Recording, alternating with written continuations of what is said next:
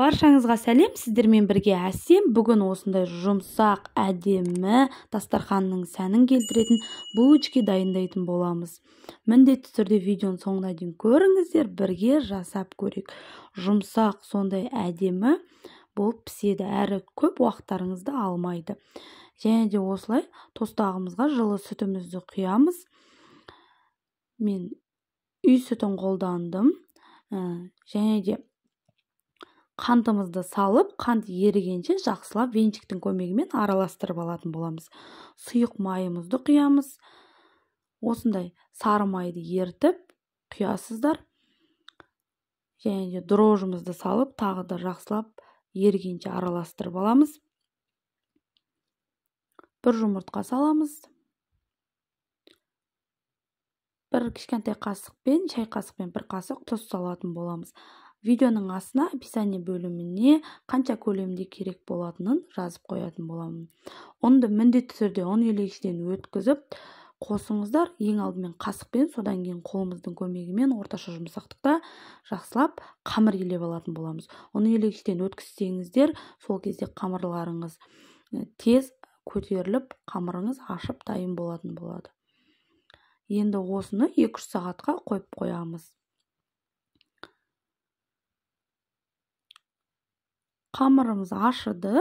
Осылай биік, әдемі болып қамырым әдемілеп ашыды. Енді осылай щеткамен жақсылап майлап қамырды. Енді маймен жұмыс істейтін боламыз, бірақ майды көп қолданбаңыздар. Осылай щеткамен жағып, және қолымыздағыдай кішкене жағып, ашыған осылай қамырымызды 4 бөлікке бөліп алатын боламыз. 2 домалақ қамырымызды бетін жауып, тостағымызға салып қоятын боламыз. Ал қалған 2 домалақтаған қамырмен жұмыс жасайтын боламыз. Осылай кішкентай көлемінде қамырларымызды бөліп, домалақ форма жасап алатын боламыз. Міндетті түрде жасап жеңіздер, өте дәмді, жұмсақ, әдемі булочки болады. Қонақ келгенде де пісірсеңіздер де.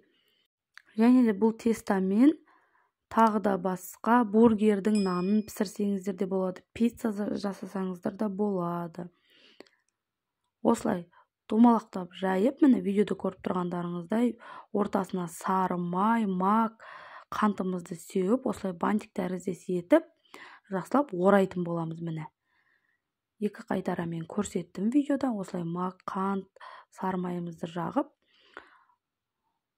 осылай түйетін боламыз әдемілеп. Ал 2-ші домалақ қамырымызды осылай ұзынша етіп жайып, пышақтың көмегімен осылай кесіп алып, рулет тәріздес етіп орайтын боламыз.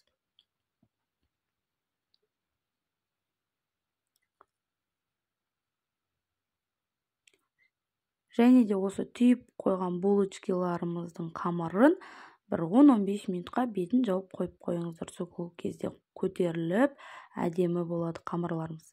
Енді жұмыртқаның сарысы мен ағын осылай щетканың көмегімен араластырып, жақсылап осылай булочкидің бетіне жағып шығатын боламыз.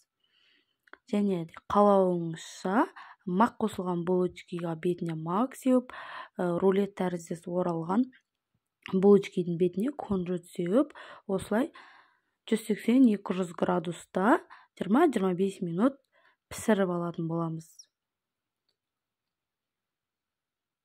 Әркімнің пеші әртүрлі, сол себепті қарап отырыңыздар, булочкиларыңыз күйіп кетпесін. Баршаңызға ас болсын. Менің каналыма тіркелмеген болсаңыздар, тіркеліп қойыңыздар. Ал енді 2-ші түйу тәсілін көрсететін боламын. Булочкиміз пісіп жатқан уақытта жаңағы 2 күлше тағы тестамызды осылай жайып, тағы да басқаша булочки түйетін боламыз. Видеоға мұқият қараңыздар. Міне осылай жайып алып, ұзынша етіп қамырларымызды кесіп алатын боламыз. Және де осылай 2 ұзын қамырымызды қосып, ұзыншалап домалақтап, осылай домалақтап орайтын боламыз. Міне видеода мұқият қарасаңыздар, өте түсінікті. Осылай 3-4 түрлі етіп, әдемілеп дастарханымызға булочкиларымызды ұсына бересіздер. булочкаларымыз пісті, осындай биік әдемі болып пісті. Баршаңызға ас болсын. Шаймен ішкенге өте керемет тәттіміз дайын болды.